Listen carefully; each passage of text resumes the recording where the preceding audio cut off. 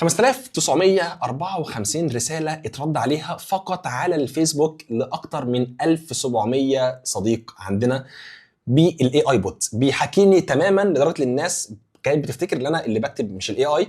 بقيت بكتب في الاخر تحت انا اي اي بوت مش سباعي نفسه، بخليه يرد بيقول الحكايه ديت من درجه قوه المحاكاه تبعي. الناس ديت منها ارقام تقريبيه، يعني هنا مش صح قوي، بس ما يقرب من 30 ل 40 واحد باع لهم كورس اليوتيوب المدفوع تبعي، مع اني قايل له نصا انت مش هدفك بيع، هدفك فقط تساعدهم لو طلبوا مساعده معينه او استعلامات عن حاجه تبع الكورس. وحوالي من 500 ل 600 واحد انضموا لكورس الفريلانس المجاني تبعنا، وبعد ما سالونا عن حاجات وكان بيرد عليهم بطريقتي بفيديوهاتي بكل حاجه، وبعد كده اقنعهم يشتركوا في الكورس. وعشرات الناس اللي كانوا مهمين جدا ليا فراح قال لهم طب ما لو انتوا عايزين تسالوا سباعي نفسه هبعت لي سباعي يرد عليكم، وكان بيبعت لي رساله فادخل ارد عليهم لحاجات مهمه جدا ليا. ازاي ده كله بالتفصيل حصل، وازاي كنت بعمله بعد كده وبحدثه كل اسبوع اللي انا اشوف ايه الاسئله اللي كان محتاج مساعده فيها واشوف اهم الاسئله اللي محتاج يرد عليها، ده كله هنشرحه بالتفصيل مع بعض ان شاء الله على جو هاي ليفل. جو هاي ليفل البرنامج اللي انا بستخدمه بالفعل في الاي اي بوت تبعنا على مدار السنه دي بشكل كبير جدا. باي حاجه ادخل نفسك كلمني على الفيسبوك كلمني على الانستجرام وشوف كل التفاصيل دي بتحصل ازاي. فازاي ده كله كان بيحصل، وازاي كنت بخليه بيحكيني انا وامتى ما يردش وامتى يرد بطريقه معينه، وكانه انا بالظبط هشرح لك القصه الكامله عملتها ازاي دلوقتي باذن الله. في البدايه كده سريعا، انا عشان اخليه يعرف يحكيني فاحنا عندنا حاجتين، عندنا الاي اي بوت وعندنا النولج بيز. النولج بيز ديت قاعده البيانات اللي انت بتملاها له عشان يعرف انت عايز ترد على ايه، وانا مخزيه ببعض النولج بيز بس فارق معايا حاليا حاجه تبع الفريلانسنج من ابديتد او اليوتيوب كورس ابديتد. طب انا كنت بجيب والله النولج بيز ديت ازاي بطريقه كويسه بالفعل. انا هتلاقي مثلا النولج بيس هنا حاطط له 2 ريتش تكست، 3 فريكوينت اسكت كويستشنز، والريتش تكست ديت لو دخلت عليها مثلا هتلاقي حاجات كتير، يعني مثلا اشهر الاسئله من نوت بوك ال ام، ودي اللي انا عايزك تبص عليها بالتفصيل. دي كلها حاجات قاعده بيانات انا مديها له باشهر الاسئله في الفريلانس اللي بتجيلي باجابات قويه جدا. فانا في جو هاي ليفل بدخل على الاي اي ايجنت تبعنا، من هنا بيظهر لي الصفحه ديت بيقول لي يلا يا سباعي اعمل الكونفرزيشن اي اي تبعك وغذيه بالنولج بيز. طبعا يعني لو هنعمل كرييت بوت من الاول هوديك ازاي بالتفصيل بنعمله مع بعضنا سوا، وهوريك النولج بيز الاول، بس فارق معايا ان انت تعرف قبل ما نشرح دوت ازاي بنغذيه بقاعده بيانات قويه جدا تبعك. انا بكل بساطه هتلاقيني عندي حاليا كده هنا في نوت بوك ال ام دوت برنامج مجاني تماما من جوجل. ادخل عليه النوت بوك ال ام وابتدي استخدمه، هتلاقي في حاجه نسميها يوتيوب فيديوز اوف سباعي في 46 سورس. اضغط عليه كده هتلاقي كل فيديوهات اليوتيوب تبعي، وفي بعض المقالات اللي انا واخدها تبعي، بحيث هو متغذي بطريقتي بالنص. كل حاجه انا اتكلمت بيها في فيديوهات محتوى تبعي هو عارفها وبعتها له، فهو عنده كل المعلومات. فبعد كده ببعت له وبقول له طلع لي اكتر 100 سؤال مهمين في المحتوى تبعي ينفع اخدهم وبيتسالوا لي من ناس وبالاجابات اللي انا برد عليها بالتفصيل. فهو انا لما بعت له كده قلت له ده بالفعل، فراح طلع لي حوالي 100 سؤال من كل الفيديوهات تبعي، فهو بيتكلم بطريقتي بالظبط. فانا كده معايا اول نولج بيز وسميتها زي ما انت شايف من هنا. لو دخلنا على النولج بيز فريلانس ابديتد هتلاقي مثلا انا عندي ريتش تكست ظاهر بالطريقه ديت، اشهر الاسئله من نوت بوك ال ام. ده بالتفصيل الممل كل الحاجات اللي انا هو بعتها لي بطريقتي انا بالتفصيل بشكل كبير جدا. طيب ده كده انا جمعت جزء الفريلانسنج. طب انت ازاي بتشرح حاجه ثانيه غير الفريلانسنج؟ بتشرح جو هاي ليفل. اديته محتوى تبعي وعملت ريتش تكست تاني وقعدت اقول له انا بتكلم في كذا وممكن الناس تسالك عن كذا فرد بكذا وكل حاجه بالتفصيل. نفس النظام تبع كورس اليوتيوب، اخدت الموقع بتاعي بكل البيانات واديتها له. طبعا هو في اللي انت تعمل حاجه اسمها الويب، اللي انت تدي له موقع فقط، الموقع ده هو يتصفحه ويطلع منه البيانات كامله. فانا ممكن ادخل له مثلا ادوب سايت واقول له فريلانسر دوت كوم، فهو يعرف فريلانسر دوت كوم بتتكلم عن ايه ويحطها في قاعده البيانات فيرد بناء عليها. فهو كده انا بقول له دي قاعده البيانات اللي عندك. ثم تعالى نعمل الاي اي بوت تبعنا ونشوف بقى هنربطه ازاي وازاي بنطوره كل اسبوع بشكل احسن باذن الله. عندنا في الاول لما ندخل على الاي اي ايجنت هندخل على الكونفرسيشن اي اي. طبعا الاي اي ايجنت دوت دي تبع جو هاي ليفل بكل بساطه جدا. جو هاي ليفل لو انت مش عارف هو موقع فيه بيظبط لك البيزنس كله، بتعمل عليه سيستمز كامله بكل حاجه. انا عامل عليه سيستم الكورسات تبعي وسيستم اوتوميشن سيستم الاي اي بوت وكل حاجه بالتفصيل. فالاي اي بوت دوت تعمله حاجه تبعها. لو انت عايز تجرب جو هاي ليفل فهتلاقي في لينك من تحت اللي هو guhilevel.com/سباعي. لو ضغطت عليه واشتركت من خلالنا بتاخد 30 يوم مجانا بدل من 14 يوم اشتراك، تقدر تجرب فيه جو هاي ليفل بدون ما تدفع اي حاجه خالص. وبالفعل معانا هيجي لك ايميل، الايميل دوت لما تضغط عليه هيدخلك لجروب تبعي في استشارات مجانيه تماما لجو هاي ليفل، في كورسات بشرح فيها جو هاي ليفل بالتفصيل الممل، في سناب شوتس اللي هي سيستمز موجوده، في ابديتس بتحصل، في لايف بيحصل كل اسبوع. قصه طويله جدا هتلاقيه اول ما تشترك ان شاء الله من خلالنا. فلو حبيت تستمتع بكل الحاجات ديت اضغط على جو هاي ليفل وجربه 30 يوم مجانا بشكل كبير جدا.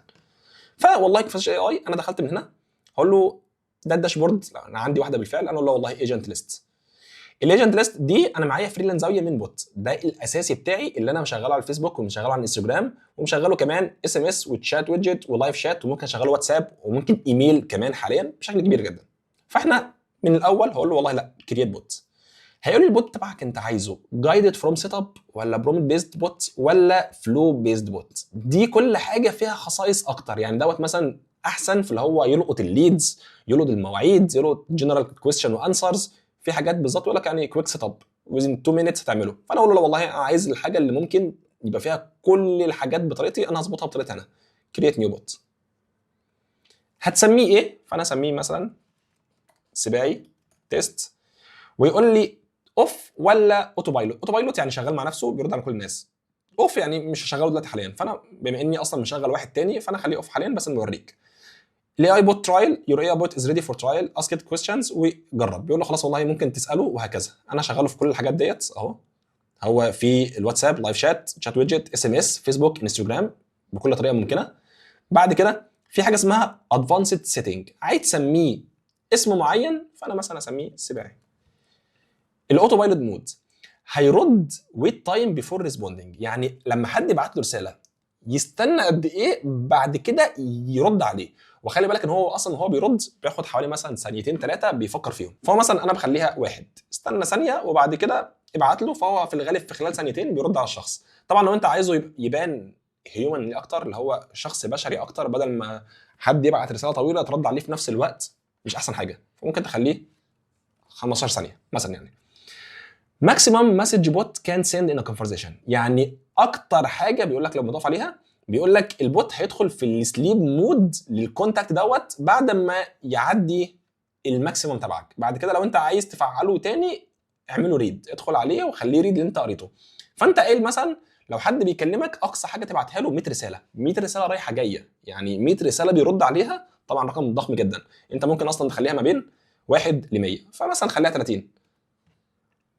بعد كده عايز تخلي البوت دوت بينفع يتفاعل مع الايمجز ولا لا، مع الفويس نوتس ولا لا. وبعد كده لو انت قلت له والله لو انا رديت على حد انت بنفسك اللي رديت، دخله السليب مود لمده مثلا ساعتين بعد كده يرجع تاني. دي حاجه مهمه جدا لو انت عايز تعرفها. طيب عندنا حاجه ثانيه الريسبونس سيتنج اللي هي النيبل ريسبونس ستايل سيتنج. انت هتخلي الرد بتاعه بيرد ازاي. لما تدوس عليها يقول لك والله عايز تخلي الرد بتاعه يبقى بسيط ولا معتدل في النص ولا ديتيلد، بيرد بالتفصيل الممل على كل سؤال وهكذا. انا بحب اخليه بالانسد في تفصيل.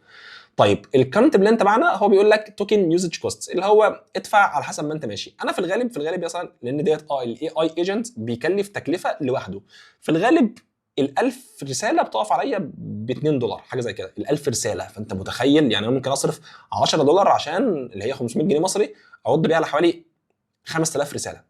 رقم ضخم جدا ضخم جدا جدا. يعني انا حتى الان صارف من 10 ل $15 على ال 5000 رساله اللي انا رديت عليهم، منهم ناس بالفعل اشتركوا في كورس اليوتيوب، فالحمد لله يعني رجعت ثمنه بمراحل. فوالله انت ظبطت الاعدادات الاولانيه، يلا بقى في البوت تريننج.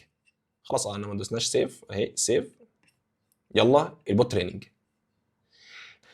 في البوت تريننج هنا بيقول لك انت ممكن تساله اسئله وتشوف رده عليه عامل ازاي، بحيث انت بتدربه فتعرف تطوره كل شويه على حسب السؤال اللي انت تساله له. فدوت مثلا بعد ما تغذيه في النولج بيز وتغذيه بالبوت جولز ممكن ترجع له وتشوف اجابته بقت مقنعه عليك ولا لا، وتختبره في سيناريوهات معينه وتشوفه. فانا رجعت لفريلانس زاويه من بوت عشان دي حاجه انا عاملها بالفعل. هيجي عندك البوت جولز من هنا. طبعا بيقول لك انت عايز البوت جولز، الهدف بتاع البوت بتاعك هل هيستخدم انهي مرحله في دولت، هل هيرد بشات جي بي تي 4.1 ولا 4.1 ميني ولا جي بي تي 5 ولا 5 ميني. انا استخدمت 4.1 عشان ده ارخص حاجه فيهم بالنسبه لي. لو وقفت عليه الاستيميشن كوست للرساله هنا بيقول لي 002، يعني 2 من $1000. فتخيل بقى الدولار يرد لي على كام رساله. فانا قلت له والله لا انا عايز شات جي بي تي ميني دوت كويس جدا بالنسبه لي. في حاجه بعد كده بيقول لك البيرسوناليتي، طبيعه البوت رده عامل ازاي، شخصيته عامله ازاي. في حاجه اسمها الجول، هدف البوت اللي انت عامله ايه. في حاجه اسمها اديشنال انفورميشن، ايه هو المعلومات اللي انت عايز تديها له. الحاجات دي انا كنت بروح لشات جي بي تي او جيميناي وبقول له والله، باخد له سكرين شوت بقول له انا بعمل البوت تبعي بالفعل، وبعت له النولج بيز تبعي زي ما خزناها بالفعل ووريتك عملناها ازاي. واقول له والله انا بعد كده طالب مني البيرسوناليتي وطالب مني الجول وطالب مني الاديشنال انفورميشن. فانا بشرح لشات جي بي تي بقول له انا سباعي بعمل كذا، كورسات تبعي كذا، عايزه يتكلم بطريقه تبعي وعايزه يكون صادق معاه الناس وما يبيع لهمش حاجه. فانا رحت وبعد كده ظبط لي الحاجه ديت. فده البيرسوناليتي. انا بقول له انت المساعد الشخصي لاحمد سباعي، بتتحدث بلسانه بخبرته، اسلوبك ودود احترافي مشجع. يعني ممكن توقف الفيديو تعمل له بوز وتشوف انا كاتب ايه بالظبط. فانا اقول له ده كل حاجه انا اشرحها له في البيرسوناليتي. والحكايه دي انا كنت بعدل كل شويه عشان اطورها لاحسن نسخه. طيب في بعد كده حاجه تانية عندك الجول، هدفك ايه؟ لو وسعناها شويه كده، فقول له والله هدفك الاساسي رد بدقه على صفات المتابعين بناء على قاعده المعرفه الموجوده في النولج بيز. لو سالك عن الفريلانس استخدم المعلومات الخاصه بكورس الفريلانس المجاني وقدم النصيحه ثم الرابط. لو سالك على اليوتيوب اعمل كذا. فانا بقول له ده الجول بتاعك، ده كله ده الجول بتاعك. طيب اديشنال انفورميشن، انا هنا بحب اقول له المعلومات اللي هي مثلا ايه، اوعى تتكلم بالطريقه ديت، خليك كذا، ما تستخدمش ايموجيز، ما تعملش كذا. في حاجات برضه بقول له لو سالك الرابط محدده، ده رابط كورس الفريلانس، ده رابط كورس اليوتيوب، ده رابط كورس نوشن، ده من خلال سباعي. لو عايز تشتغل في جوه ليفل من خلال سباعي اهو جوهليفل.com/سباعي. وساعتها اقول له اللي انت هتاخد 30 يوم مش 14 بس. ولو عايز قناه شروحات اللي تبع جوه ليفل اديك فاهم. دي كلها حاجات انا بديها له بحيث اللي هو يوفر لي كل العناء.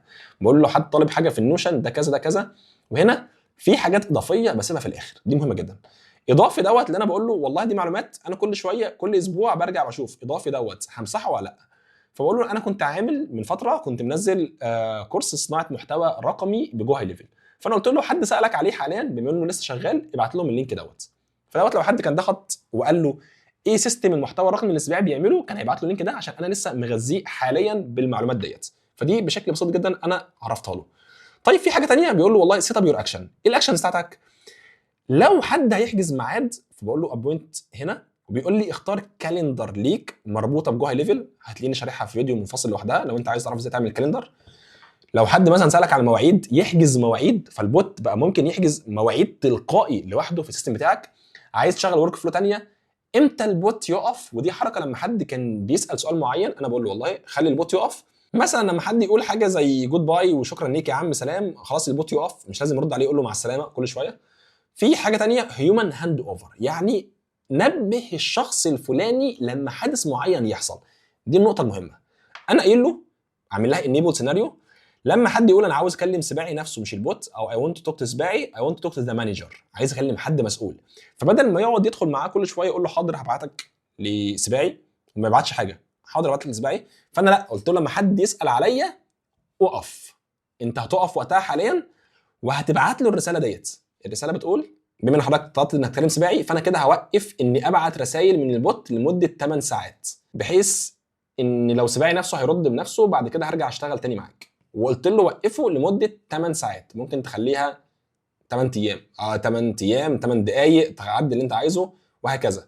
ثم كرييت ا تاسك تو ذا كونتاكت اللي هو سباعي اللي هو هيومن هاند اوفر وابعته لسباعي. فانا ابقى عارف ان دي رساله بتتبعت لي في حد عاوزك مهم جدا ادخل رد عليه. في حاجه ثانيه ترانسفير بوت، لو انت عندك اكتر من بوت فامتى يرد من بوت لبوت تخليه يرد تاني. في اوتو فولو اب، حاجات مهمه جدا. ثم في الاخر انيبل كونفرسيشن سامري اللي لخص لي السامري بتاع كل واحد بيرد عليه. ليه بخليه يعمل الحكايه ديت؟ طبعا انت ممكن بعد كده تدخل تتست هنا مع نفسك فتقول له اهلا بيك، اهلا بيك اقدر اساعدك ازاي؟ لو عندك استفسار في الفريلانس اليوتيوب برنامج نوشن او حتى سيستم بشتغل بيه قول لي على طول وهحاول اساعدك. الحاجات كلها بتفصيل ممل زي ما احنا شفنا هنا. طبعا في البوت تريننج نسيت اقول لك ان انا هنا رابط له النولج بيز تبعي تبع الفريلانس وتبع اليوتيوب كورس وطبعا مين جوه هاي ليفل. فاللي انت لو عندك اي حاجه ممكن مثلا ايه اديت فيقول لي انت عايز تربط انهي نولج بيز، انا عندي الحاجات ديت فدول الحاجات الاساسيه تبعي انا رابطهم بيها. شرحنا النولج بيز نعملها ازاي في نوت بوك ال ام بالتفصيل ممل عشان تبقى عارف الدنيا ماشيه ازاي معاك ان شاء الله. طيب سباعي انت قلت لي انت بعت لك اكتر من 5000 رساله، انت عايز تحدث البوت وتعرف هو كان بيعطل ايه وايه الحاجات المهمه وايه اكتر حاجات بتتسال وهكذا، فتعمل دوت ازاي؟ والله يا صديقي في حاجه اصلا هم عاملينها اسمها اسك اي اي مدمجه في جو هاي ليفل نفسه. فانا بروح باجي له من هنا كده كل شويه وبقول له ايه اكتر الاسئله اللي جات لي على منصات السوشيال ميديا في الكونفرسيشن، بحيث اني اغذي بيها ال AI بوت تبعي. وبقول له بحث، بيبتدي يثينك حاليا كده اهو، هيبتدي يقول لك think the user is asking Egyptian Arabic، بيقول بكلمه باللغه العربيه المصريه، بيقول هو بيبتدي يبحث بقى سيرش في الكونفرزيشن. لان خلي بالك انا قلت لك ان الاي اي بوت هو بالفعل انت في جوه ليفل، ما هو عنده اكسس لخانه الكونفرزيشن اللي هي دي كل الرسائل اللي جات لي في كل منصات السوشيال ميديا، ما انا رابطها بالفعل عندي، فموجوده بالتفصيل الممل من هنا، فهو عارف كل حاجه بتجيلي، فبيبتدي يحلل ايه السوشيال ميديا. فيعني الحين ما يحلل السوشيال ميديا، في ناس احيانا بتقول طب سباعي هو انا اصلا هربط السوشيال ميديا بتاعتي ازاي؟ يعني انا هربطها منين الفيسبوك وهكذا عشان يرد عليهم؟ في من السيتنجز لو دخلنا عليها من هنا، خلينا نفتحها، بتنزل عند الانتجريشن من هنا، تضغط عليها وهتلاقي والله اهي الفيسبوك، تمانج الفيسبوك، تمانج التيك توك، تمانج الواتساب، تمانج كل حاجه، بحيث ان هو يعرف يرد على الناس كلها بطريقه سهله جدا. فمثلا الفيسبوك اهي لو قلت له مانج الفيسبوك والانستجرام، انا بالفعل هيقول لك اربط القناه تبعك او اربط الصفحه تبعك، فبتربطها وخلاص. بعد ما تربطها بيبتدي يتفعل عندك تبع النظام موجود، فينفع الاي اي بوت يشتغل بيهم بشكل كبير جدا عادي. فنرجع تاني هنا ونبص، بدأ يبتدي يحلل لي، هو بيقول لي هجيب لك المحادثات من السوشيال ميديا، تحليل رسائل واردة، استخراج اكتر الاسئله تكرارا. فبدأ يقول لي والله التفاصيل كلها وبيبتدي يعلمها لي، فيقول لي والله انا حللتها لك، الاسئله لازم تحطها فورا في الاي اي بوت. ده عباره عن ايه؟ الناس تيجي من محتوى السوشيال ميديا ملهاش فكره واضحه عن البوت دوت بيقدم ايه، فلازم اعرفهم ايه الاي ايه البوت دوت، ازاي يدفعوا، مش عندي كريدت كارد دولاريه، ده سؤال بيتكرر لنا كتير، الكورس في ايه بالظبط، في ذكاء اصطناعي ولا لا، الناس بتسال على محتوى كورس اليوتيوب فبتقول لي الحاجات ديت، فدوت يبقى انا سؤال عايز اغذيه للاي اي بوت.